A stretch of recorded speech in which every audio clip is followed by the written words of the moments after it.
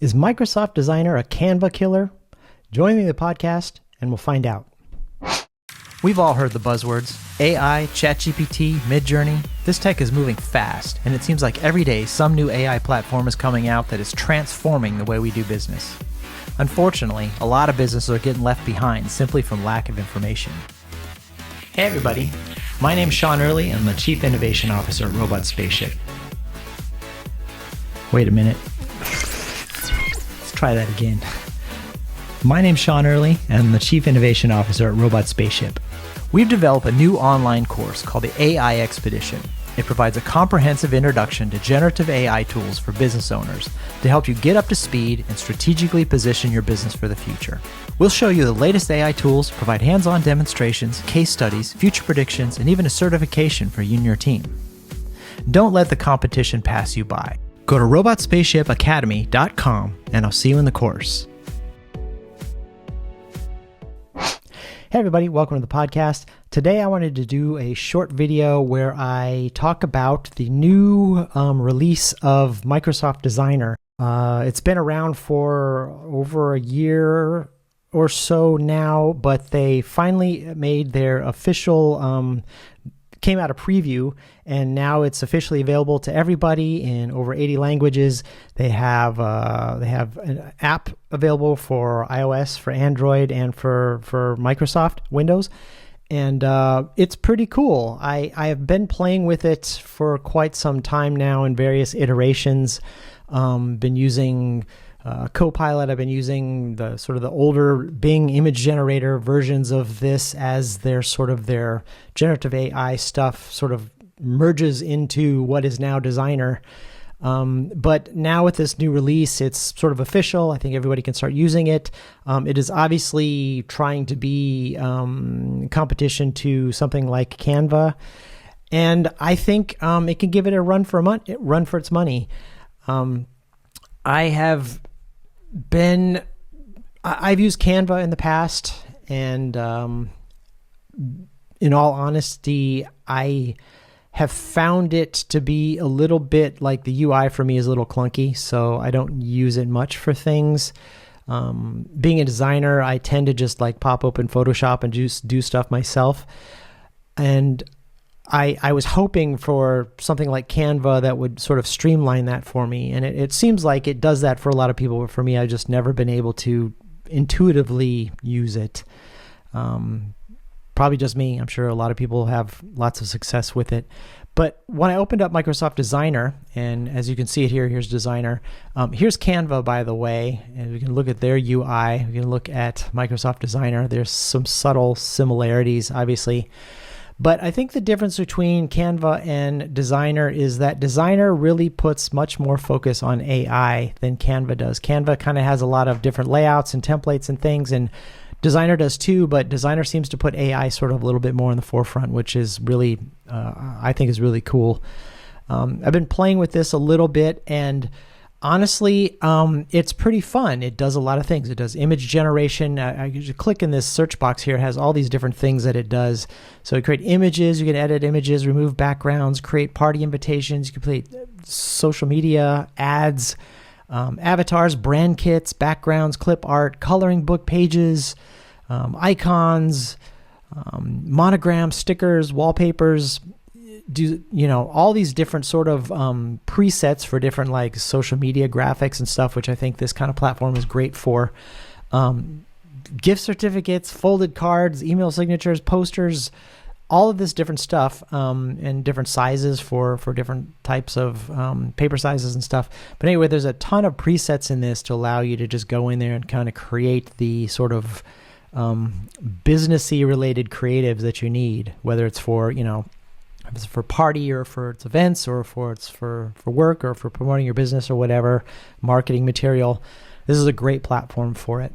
So I started clicking around, and I think for me, like if I went into these social posts here and I could basically just say, pick a size. I want it to be a social media story.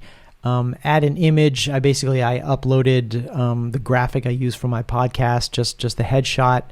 And I also just picked a description. It was just like, I forget what I said. It was just like create create a social media story post to promote this episode of my podcast. And I even wrote the name of the podcast in there. And it spit out a graphic that basically looked like this.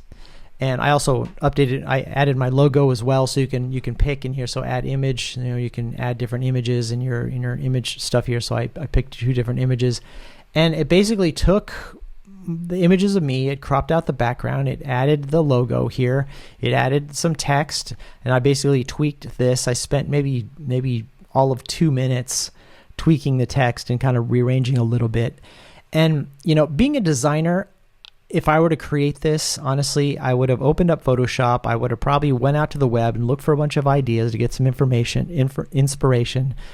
And then I would have done everything from scratch. And realistically, it could have taken me half a day to maybe even a day of just like unnecessarily tweaking and changing things. And in this case, I just went in and clicked around. And within about 5 minutes, I was able to create this graphic. And I was done. And for me, AI tools, and I'm trying really hard to kind of approach all this AI stuff from like an 80-20 rule approach, where I try not to overthink it. And I basically want the AI to replace the unnecessary busy work that expends all my time and energy, basically, and adds to the, if I were to bill out for a project for a particular budget, I usually add in extra time just because it's all this extra time I take just unnecessarily overthinking or over designing or over tweaking and wasting time, basically. And so I use AI as much as possible to cut that unnecessary away. And tools like Microsoft Designer are excellent for that, because especially if it doesn't matter if you are a designer, if you're not a designer, it's going to save you a lot of time. And that's really how I approach this. So this graphic right here, maybe nothing that I would come up with myself, but if I look at it and say, oh, okay, I would post that. And I think the reality is really that the people who are going to look at this graphic online, the point is to get them to say, hey, here's the podcast, here's a new episode. Then they go listen to the episode. That's what it's for. It's not to like express my soul and my creative expressionist, whatever, to convince them how amazing my graphic is. No, the point is to say, here's the podcast, go look at it, and to look somewhat professional so I don't look like a total amateur, And in this case, I would probably tweak this a little bit more for stuff unnecessarily, but for the most part, this could be done and I could post it and the job would be done, promotional graphic done, move on, and nobody else would really notice it. I'd be the only one staying up at night thinking, well, I could have done it in orange, or I could have, and that's all internal stuff that doesn't need to happen. And I love AI's ability to clear through that and just get the job done. So I think tools like Microsoft Designer, especially with sort of AI baked into the top layer of it, are really useful. And, there's a lot of things in here like honestly, where is it over here? Coloring book pages. I can't tell you how many times my younger daughter comes to me and says, Daddy, can you print out something for me to color? And so we'll go to Google, we'll have to search for something, and, typically it's maybe something obscure that she wants. And so I'll have to Google something and we'll have to spend half an hour scrolling through something and figuring out what is even available as a high resolution coloring book image to be able to print. And then I print it out, and that could take a long time. And, I don't mind spending the time with my daughter, but in this case, we could just go in here and say coloring book page of a robot or of, a fairy or whatever she wants. And we can actually have some fun just making it and spitting it out. And I know that everything here is high res and done, you know what I mean? And it's fun at the same time. So I think these kind of tools are great. And, if you're, what are some other things that I noticed in here? There are brand kits, which are really cool. They give you color variations. You can make a logo. They have some kind of funny avatars. You can create, emojis or whatever, stuff like that. Not so useful for me, but, something like a party invitation. greeting cards. Basically just create your own greeting card and download it and print it out, or just digital and send it to people. Really, really useful stuff. And this is free. You can upgrade to get to the pro version to get your faster boosts, which basically generate images faster. But I haven't found any limitations in the free version for anything that I would need to pay for, at least at this point. I did notice that generating some things kind of caused some duplication in the look and feel. But for the most part, there's plenty of useful features in here that me as a designer who would normally spend tons of time at this can just go through and bang this stuff out and be done. And like I said, the end product for whoever's looking at it isn't going to know the difference, and your job is done.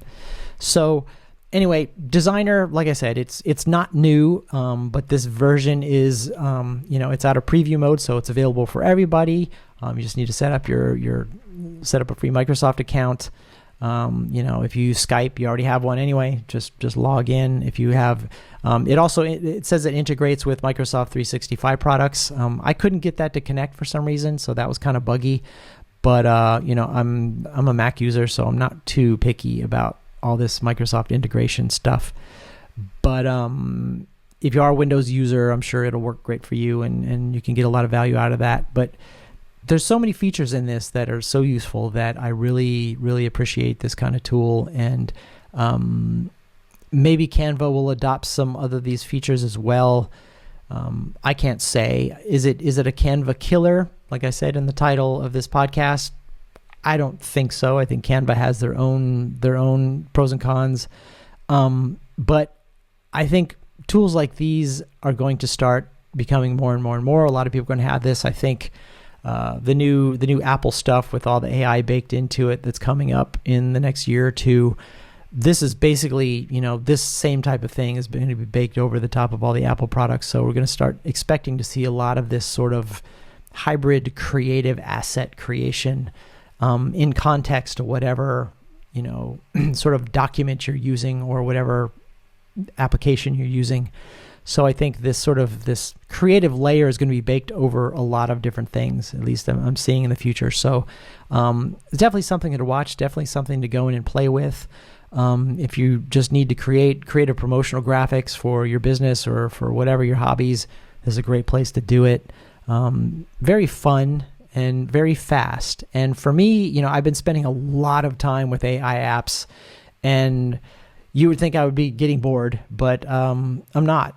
And I'm normally pretty picky and pretty pessimistic about this kind of stuff, but in this case, I'm just really enjoying the freedom of just clicking and having come up with stuff. I think that's, it's appealing to that dopamine sense, just like scrolling on social media. It's a dopamine inducing thing, the next thing, the next thing, the next thing. I think generative AI is the same mechanism in your brain. Just click to get something new, click to get something new.